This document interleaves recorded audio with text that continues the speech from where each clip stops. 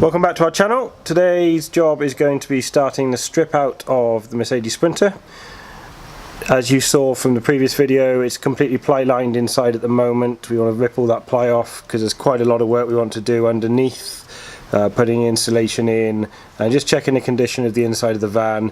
So going to be removing all the ply panels off the side, be removing the floor, and then carry on treating some of the interior metals. Remember, if you want to follow along with our journey, to hit the subscribe button, and if you like the videos that you're seeing, hit that thumbs up. We're going to be putting up a video every Sunday of our journey and our progress on the conversion, so check back in every Sunday for a new video.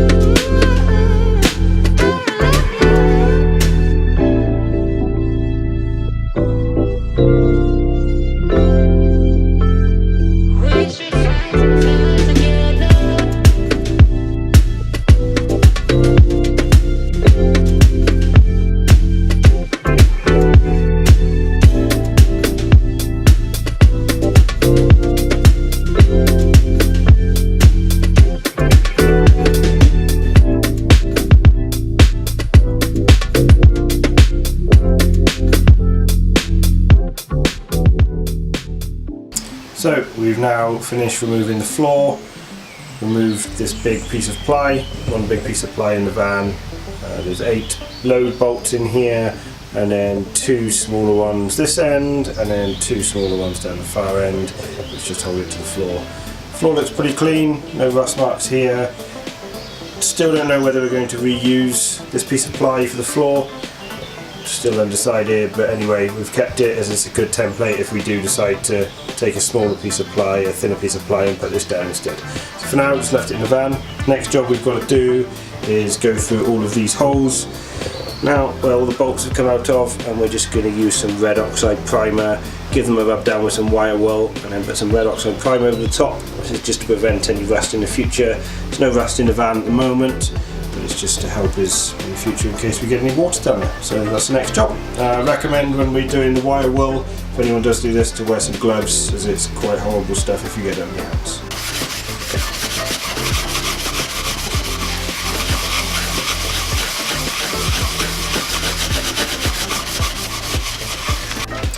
So there we go, we've gone over the first layer with the Hammerite red oxide. Quite a few little spots. Like I said, none of these are rust. They're just marks on the floor, and we've got a few on the walls over here where the existing handling was screwed in. This is a few little scuff marks, or it's just scuffed some of the paint off. So anywhere where there's paint missing, just go over it with the red Hammerite. First coat, 6 hours to dry, and then we'll do a second coat over the top. I think we're just probably going to leave this. We're not going to paint that over the top of it. It's going to be hidden under the floor, so there's no need to put any white paint back over the top. But yeah, looks good. So that's floor preparation done, all the walls off. Next stage is going to be insulation. We're going to start off doing the walls, sound deadening as well. So we've got some rattle mat on order to put on the side of the walls, just to remove some of the road noise. And then we've got some Celotex board going up. So if you like these videos, subscribe, hit that like button, and we'd love to hear your comments, so send us a comment.